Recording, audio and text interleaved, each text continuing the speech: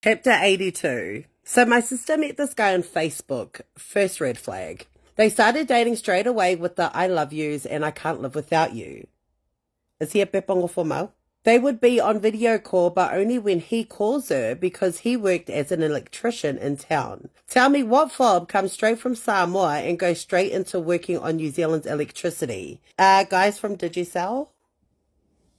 Anyway, I was suspicious because one time I walked in on them talking and I spoke Samoan, but he just wanted to speak English. And his English was so broken, I insisted we spoke Samoan. There is nothing worse.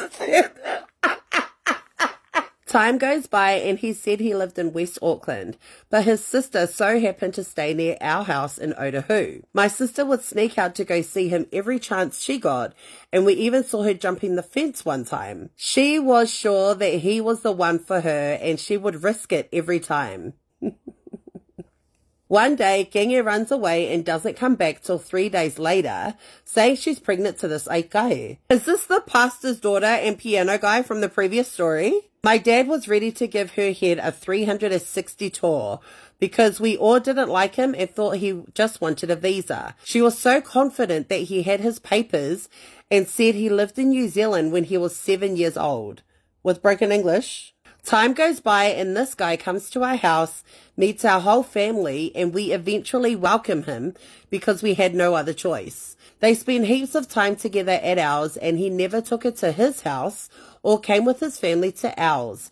And I was so sus about that because they were planning to get married. Mind you, she's only been to his sister's house near our house. We had a big barbecue at our place and my sister's depressed because Aikaya is saying that he has to go back to Samoa to work for his family because they need him. It's usually the other way around, but she just believed everything he said. Well, he wasn't wrong. He had to go back to Samoa to his wife and kids. The guy had a wife and a kid the whole time and he was cheating on both my sister and his wife with another man. Hold up, let me read that again. He was cheating on both my sister and his wife with another man. Oh my God. How did we find out? From the other man he was seeing. He goes to church with our cousin and the man saw my sister's page with a guy all over her stories. He decided to send screenshots of him and a guy planning to meet and do the bad things. My sister couldn't believe it until she hacked his Facebook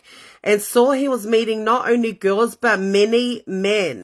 Disgusting. Her dream guy from Facebook not only was an overstayer, he had a wife and kids, but he swung both ways. By the way, to top it off, she was never pregnant. It was his plan for them to be together, to tell my parents so they could get married. Girl, I have no words for that story. Next one! A few years back, my baby daddy left me while I was carrying our child for a different girl.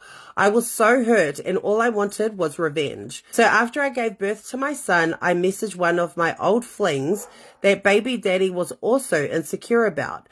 Let's call him Pilapoa. Me and Pilapoa would always message each other, but we never done the bad things till after me and baby daddy got back together. Why would you get back with your baby daddy? While being with baby daddy, I was always thinking of how much he hurt me during pregnancy, so whenever he went to work, I would call Pilapoa to come over to do the bad things with me. I would drop off baby daddy to work in his car, baby daddy's car, and go pick up Pilapoa right after and take him home with me. Girl. This was an ongoing thing till I decided to grow up. I loved his beer so much, his now girlfriend stole him from me and moved him over to Oz, and now I'm stuck with this fussy aikai. I eventually told baby daddy about Pilapoa and he was makwa pissed. Every time we would argue, we would bring up stupid shit and I would bring up Pilapoa knowing he'll go apeshit. Stay toxic, girlies. Next one. So my parents adopted me from overseas when I was younger and brought my sister over when she was around 15. I never really was close to her. My parents adopted our cousins not long after. My sister and I never saw eye to eye as she always wanted to be the innocent and good one. Let's call her Moi Mimi. My Mimi was always sneaky and never wanted to share anything with me. We had an Aupiki guy join our church. Oh, no. Let's call him Whaipa'u.